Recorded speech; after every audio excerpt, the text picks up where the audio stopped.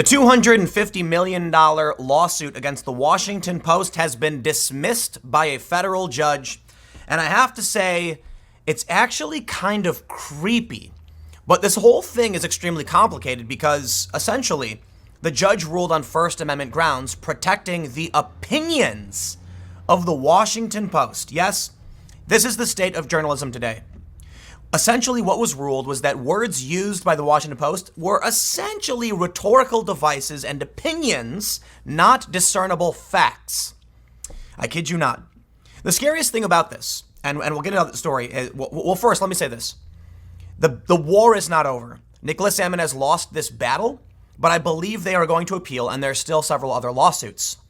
But we can see here now the attack vector that can be used by the media to get away with publishing lies about people. A couple of the things they did were, by not naming him and just showing his picture, well, they weren't really saying it was about him personally, so he can't sue. I kid you not. Which means you can take a picture of a person and say, some people are known to do this thing, and as long as the word you used is interpretable, and you don't say the person's name, you can show a picture of them and claim that they do something very, very awful. I would get specific and make specific examples, but I'd probably get the video banned if I tried to go extreme with it. But here, let's read the story. Before we get started, head over to timcast.com/donate if you'd like to support my work. PayPal, crypto, physical address. You get the gist. Share this video if you think it's good because or important. YouTube deranks independent political commentary. You guys probably know the drill by now, but let's read on. This is from Cincinnati.com, USA Today Network, which reads, the $250 million lawsuit filed by Nick Sandman against the Washington Post has been dismissed by a federal judge. U.S. District Judge William Bertelsmann, who heard oral arguments earlier this month, issued the ruling on Friday in the case that garnered national attention. Nick became embroiled in a divisive response to an encounter between him, his Covington Catholic high classmates, and Native Americans on the National Mall. The Washington Post, in a statement, said it was pleased by the dismissal. From our first story on this incident to our last, we sought to report fairly and accurately the facts that could be established from available evidence, the perspectives of all of the participants, and the comments of the responsible church and school officials, the Post said through a spokesman. Full stop. No, that wasn't the facts. That was opinions. You got a dismissal because you wrote an opinion piece with no facts in it. Of course, people thought it was a fact, but here we are today, right? The Sandman family plans to appeal Bertelsmann's ruling, according to a statement sent to the Inquirer by Nick's attorney Todd McMurtry and L. Lynn Wood. The January encounter led to threats lobbed at Nick, who would later appear on national television to say he felt he'd done nothing wrong. I believe fighting for justice for my son and my family is of vital national importance, said Nick's father, Ted Sandman, in a statement. If what was done to Nicholas is not legally actionable, then no one is safe. And that is the important point. No one is safe. And the conundrum here is, should the press have as much protection as possible? I think, I kind of lean towards they should. But what do you do when the media is pumping out lies all the time? And they are. And it's really funny when I talk to people who are uninitiated, not politically active, and they're like, oh, Trump calling the press the fake news. And I'm like, do you read the news? No, right? Because when you do, you start to realize something doesn't make sense. Covington, Jussie Smollett, Erica Thomas, how many stories do we have to have? And it's not just those are just the three big stories in recent time. There's something, I'll get into talking about the press in a second. Let's read through the story. I want to go over what the Gell-Mann amnesia effect is for anyone who's not familiar. They say, David Marburger, a Cleveland-based attorney who spent decades representing various media outlets, agreed with the ruling, saying he questioned the validity of Nick's claim from the outset. As a libel lawyer, I thought his claims were quite weak, Marburger said. So it's renewed confidence in the judiciary that a judge would dismiss this case by applying the settled law to the allegedly libelous publication and rule in favor of the press. Nick and his attorneys had alleged the gist of the Washington Post's first article conveyed that Nick had assaulted or physically intimidated Nathan Phillips and engaged in racist conduct. But wait till you see how they get away with lies. It is amazing. Bertelsmann ruled such claims were not supported by the plain language in the article, which states none of these things. Bertelsmann accepted Nick's assertion that he was only standing motionless across from Phillips without ill intent. But the Eastern District of Kentucky judge ruled that Phillips, who told the media he felt threatened had a First Amendment right to express his opinion. Yes, by reporting the opinion of anybody, you are protected. He, Phillips, concluded that he was being blocked and not allowed to retreat, Bertelsmann wrote. He passed these conclusions onto the Post. They may have been erroneous, but as discussed above, they are opinion protected by the First Amendment. In an earlier motion, the Post wrote that Phillips was entitled to offer his subjective point of view, and the Post had a right to report it. Welcome to the press in 2019. Marburger said the opinion issue was at the crux of the suit. When we're looking at the same facts, we're all free to say what we think those facts show without being fearful of a libel judgment against us, Marburger said. And that's what you have here. Wood, Nick's attorney, said in a statement that many strong appellate issues could return the case to federal court for trial. Both parties to the case had earlier cited a U.S. Supreme Court decision in support of their respected claims. In his ruling, Bertelsmann also cited the case Milkovich v. Lorraine Journal Co., writing that statements that are loose, figurative, or rhetorical hyperbole are protected by the First Amendment because they can't be proved true or false. Bertelsmann identified words used by the Post to describe the students as falling under the protected establishment in Milkovich: swarmed, taunting, disrespect, aggressive, and rambunctious, among others. Those are rhetorical, loose, and figurative. Essentially, opinions. They weren't definitive statements of fact. Think about that. You could say that, so-and-so activist swarmed, berated, and taunted and disrespected in an aggressive and rambunctious manner. And it could literally just be some activist standing there holding a sign. And it's rhetorical hyperbole. Of course, when people read it without seeing the picture, they're going to get an image in their head. You can convey an image of what's going on. Man, this is all really, it's kind of terrifying. But I guess ultimately the problem is you've got people who are trying to be intellectually honest and people who are trying to be dishonest, and that gives the dishonest people the advantage. Although we're all going to be playing by the same rules, the honest people don't want to misconstrue what's going on. I'm not going to try and lie and claim or stretch the truth to make a claim because I don't believe the ends justify the means. But they will, and they'll get away with it. And what do you do? If we didn't have these protections, I'd be sued for every single video I made, probably. Let's read on.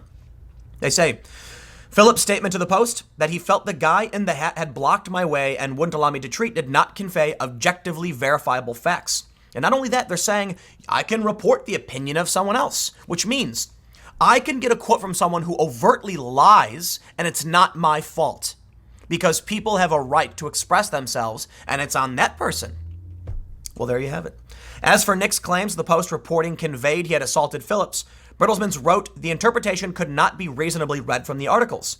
Phillips initially said the students chanted "Build that wall" despite a lack of such chants appearing on video, but the claim isn't libelous even if false, Bertelsmann wrote, because precedent protects political party membership. Wait, hold on. This makes no sense to me. They said that the students chanted "Build that wall." That is a statement of fact. They said they did a thing they did not do. What does political party membership have to do with anything? Taken together, the Post reporting did not subject Nick to disgrace. Oh, I see what they're saying. They're saying because even if he did chant "Build that wall," it's not libelous. But that makes no sense to me. Look, I could be wrong. I guess I am. But they're going to appeal, and I have to question if a news outlet reported I did a thing I didn't do, I guess they're arguing that it's not defamation because whether or not you chanted a political statement isn't negative. I don't know. That's crazy to me. Wow. So that means you can literally say that you saw, choose journalist chanting "Build the wall." You can literally say it. According to this, you can report straight up, this journalist did this, and they'll say it's not libelous, even though you're lying. And that's what's crazy. I guess the issue is, I find it funny when people say Tim Pool is right wing, and I really don't care. I really don't care. I don't even know what left and right wing mean anymore because the left thinks the left is right, the right, the left, but everything's crazy. The point is, I know why they're trying to do it. They're trying to divide people on tribal lines, and they don't want someone listening to me who might be on the left and might be convinced by my arguments or presented with information that could shock them out of the bubble. So they have to say I'm right wing so that people say, oh, but the right are liars, the right is fake news. That's why they try and smear me that way. But it's not really a smear, right? So I don't care what you call me. Call me whatever you want. Right Wing Watch calls me independent. And I think that's actually the fair way to put it. I don't fit into any one of these bubbles. But certain individuals on the left are trying to taint. Actually, I'll say this: why is it that I've been critical of Jared Holden, Right Wing Watch, but why is it that he's actually given me more of a fair shake than people in media who are supposed to be nonpartisan? It's Right Wing Watch that calls me an independent, because I am quite literally an independent. I'm in favor of some Democratic politicians and their policies, but I'm extremely critical of the current Democratic establishment and the far left. Makes me not really fit any specific bubble. So why, and that's, anyway, long story short, you can, according to this, claim that someone said something. What if you claimed that a journalist said they supported Donald Trump? You're allowed to do that? That's crazy. That to me is crazy, because that can get someone fired. Journalists, can't espouse public support. And good news outlets wouldn't allow this. Certain journalists, if they came out and declared their support, would get in trouble. And you can claim they did, and they'll deny it. Doesn't matter. Apparently, that's protected. They say, precedent protects political party membership. What does that mean? You still said someone did something they didn't do. Taken together, the Post reporting did not subject Nick to disgrace or ridicule. But Nick's lawsuit, Bertelsmann added, employed precisely the type of explanation or innuendo that cannot enlarge or add to the sense or effect of the words charged to be libelous. Bertelsmann's also ruled it irrelevant to the defamation case that Sandman was scorned on social media. That I agree with. Look, what the Washington Post activists want to get out of this. In this instance, I think the Washington Post was just really lazy and they live in a bubble. I'm working on a bigger report about the persistent delusional state created by social media algorithms that people like the Washington Post live in. And I don't mean to call them out specifically. I mean, long story short, because I don't want to get into it, but I've mentioned it quite a bit. The left, according to Jonathan Haidt's research, and this is just my opinion based on these precedents and research, the left functions based on two moral foundations like care and fairness, whereas moderates and the right focus on five moral foundations. That means if you produce content chasing an algorithm, you are going to primarily, it's going to work on the left. Because you make something outrageous and emotional, and the left reacts to that. Whereas moderates and conservatives are going to respond based on any one of the five moral foundations and might resist outrage content to a certain degree. Taking the fact then that intersectionality pumps all of the different keywords into one article, right? You have one article about racism, but then you have one article about how racism intersects with sexism and all these other things. And now you have an article with all of the keywords, which will be favored by the algorithm and affect the left. So basically that's what I'm, getting to. In a bigger report. There's going to be a ton of data. I've already got tons of sources talking to some people. But the long story short, the reason I bring it up here is people at the Washington Post, people at CNN and all these other outlets are being impacted by algorithmic manipulation. They're in a circle where they're essentially feeding themselves their own information back and forth, and now they can't get out of this circle, so they're not getting information from the outside world. They are effectively in a bubble. So when this story broke, it's a really good example of this phenomenon. They saw a tweet. They only saw the outrage clickbait, and that's what they reported on. Whereas actual reporters and those who function on five moral foundations were skeptical and willing to challenge the notion.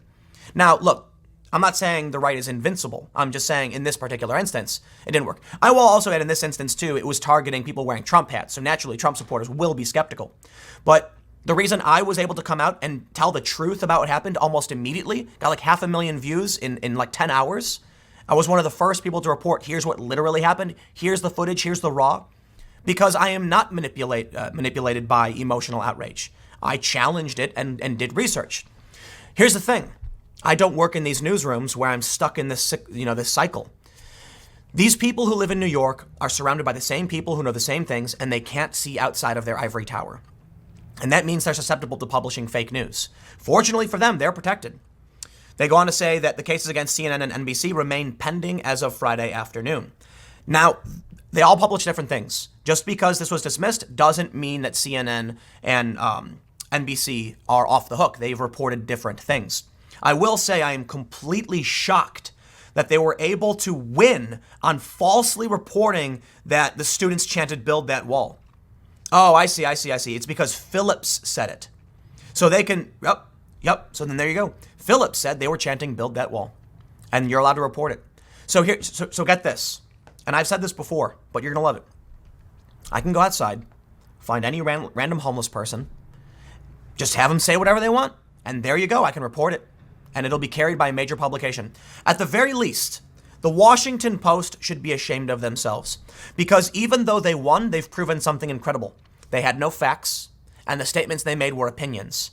The only reason they won was because they didn't report any facts. That's what the court determined. Washington Post is a trash rag who didn't report any facts. Why write a story if you don't know what happened? They didn't fact check, they didn't get any facts, and here you go. Congratulations, you've won. Please enjoy your court precedent of not doing your jobs. Stick around. The next segment will be at 1 p.m., and I'll be following this story with any updates. Thanks for hanging out, and I'll see you 1 p.m. this channel.